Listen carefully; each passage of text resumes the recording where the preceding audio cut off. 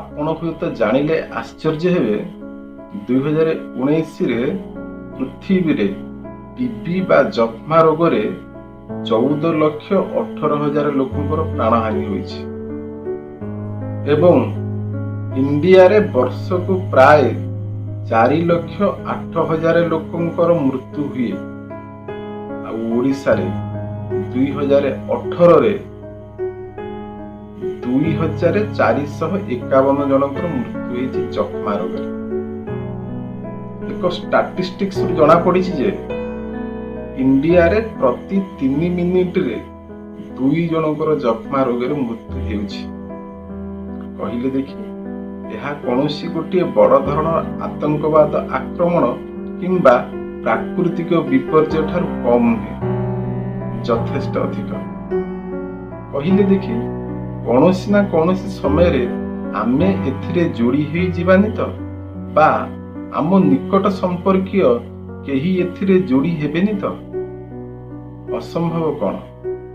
ରୋଗ ଦେଖେନି ଧନୀ ଦରିଦ୍ର ଉଚ୍ଚ ନିଚ ବୟସର ତାରତମ୍ୟ।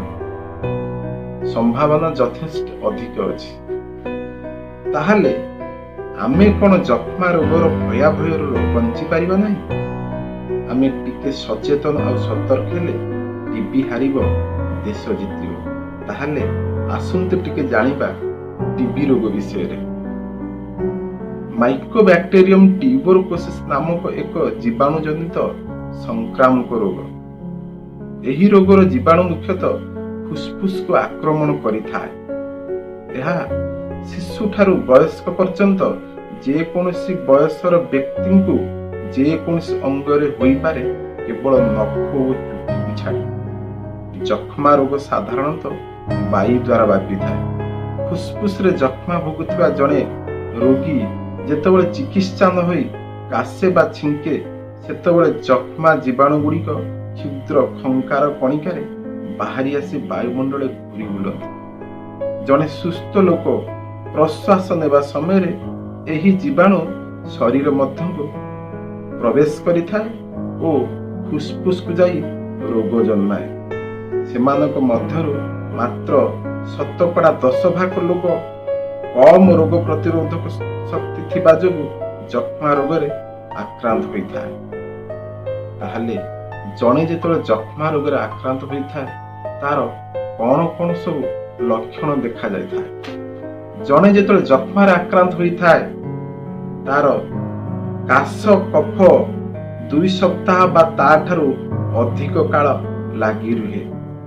ସନ୍ଧ୍ୟା ସମୟରେ ଜ୍ୱର ହୁଏ, ରାତିରେ ଅଧିକ ଝାଳ ବୁହେ, ଓଜନ କମିଯାଏ, ଭୋକ ଲାଗେନି, ଛାତିରେ ଯନ୍ତ୍ରଣା ହୁଏ, କାଶରେ ରକ୍ତ ପଡ଼େ। ଶିଶୁମାନଙ୍କ କ୍ଷେତ୍ରରେ ଏହି ସବୁ ଲକ୍ଷଣ ସହିତ ଆଉ 2ଟି ଲକ୍ଷଣ ଦେଖାଯାଇଥାଏ।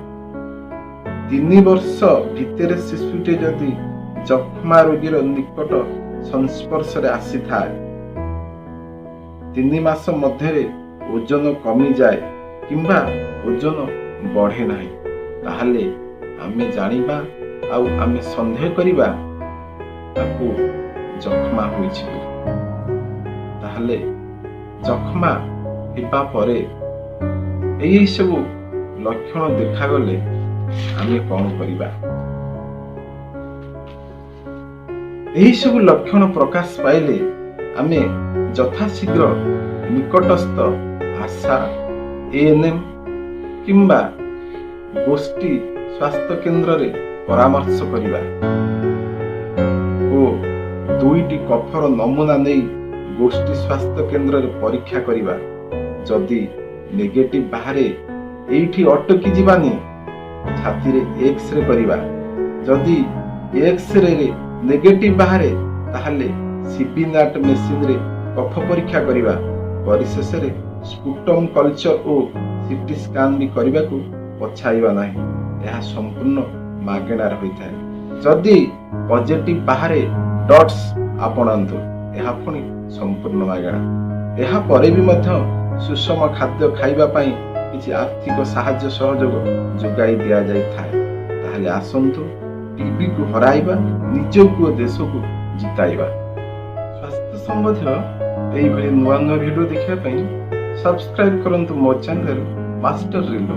ଲାଇକ୍, ସେୟାର, କମେଣ୍ଟ କରନ୍ତୁ।